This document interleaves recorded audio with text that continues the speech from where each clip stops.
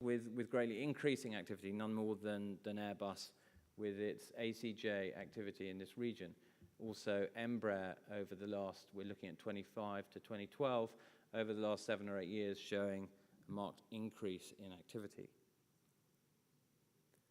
So I won't spend too long on the details, but we're drilling down here to look at the departures for each of these OEMs in terms of flights and in terms, on the right-hand side, in terms of hours. You see that Airbus is actually picking up more hours than it is sectors.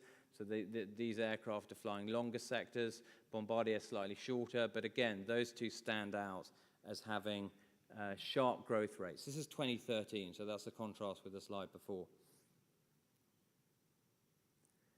We can drill this down to sectors to show which sectors are operated by the different segments. That's what we have on the left-hand side. We cover segments from the bizliners down to the pistons, and we can see from that there's been an increase in activity. Again, this is 2013, an increase in activity in the bizliners and the ultra-long-range aircraft, also in the super mid-size aircraft. And these are the aircraft that really hold the market share in this region. The light jets are also well represented, but activity falling so far this year compared to last year. We can even take it down to the specific segments and the specific sector lengths. And again, I won't spend too long here, but note, for example, that bizliners so far this year have increased by almost 50% the number of sectors between 3 and 6 hours, or that super mid-size on the left-hand side, they have picked up 35% in short trips so far this year compared to last year. Now, I hope you can see some of these, but I'll call a few out in case you can't. What we're looking at here is individual aircraft types. So we've broken down the segments into individual aircraft types. We're looking at charter, and this is 2013 year to date. And what you see is that the ACJ is really playing quite a dominant role. It's got 28% of activity this year. It's growing more than 10% compared to last year. But it's not all about big aircraft. Apart from the Challenger 600, which is also showing growth, there's a Learjet 45 there doing very well in increasing charter. Now let's look at the private. Just on the loss side, you'll see on the left-hand side, to the left of that vertical line, these are the aircraft types which are losing activity so far this year compared to last year. Prominent there is the XL and the Hawker 700, as well as the Dassault Falcon 2000.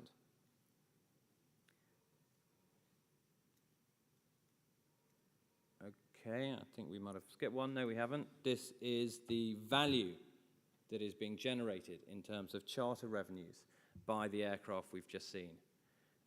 We estimate that this market, in terms of charter revenues, is worth 175 million euros, and that's a forecast for 2013. And unsurprisingly, given what you've just seen, the bizliners are dominating. Probably 60% of those revenues are being generated by bizliners. So there is a very strong influence of the VIP and government customer in this region. And we anticipate it will take time for the market to mature and for you to see more of the corporate utilization, corporate demand for charter in this region, as you would now see already in the Middle East. Just to show you the contrast, this is the ranking of aircraft types on private trips, private flights. And I won't spend too long on the detail, but just to point out one or two interesting things. You can see here that the Challenger 600, which was adding a little bit of growth in charter, is really rocketing in this region in terms of private flights. The ACJ apparently does not play a big role here, and instead you see the Hawker Beechcraft, which was declining heavily in terms of charter activity, is actually gaining activity in private flights. So interesting contrasts. Now finally, let's turn to the MRO. market. We've looked at this in terms of scheduled, unscheduled maintenance and refurbishment. We've looked at the usage trends up to date and the forecast usage trends. And from those data, we anticipate that the MRO market will grow a little under 5%, and that it will represent 18 million euros within a few years.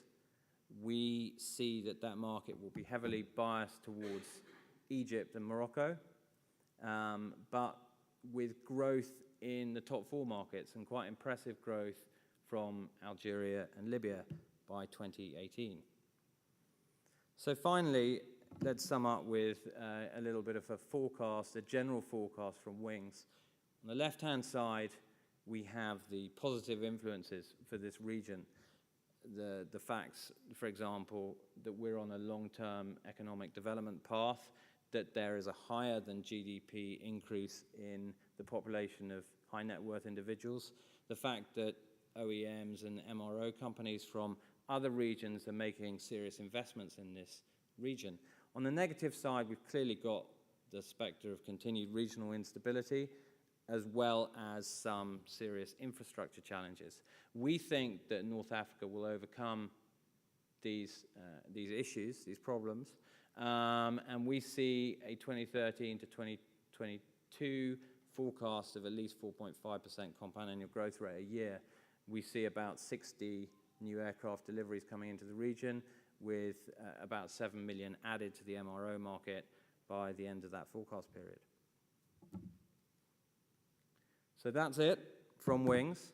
As I say, we are a data and market intelligence monitoring company. We look at global business aviation markets.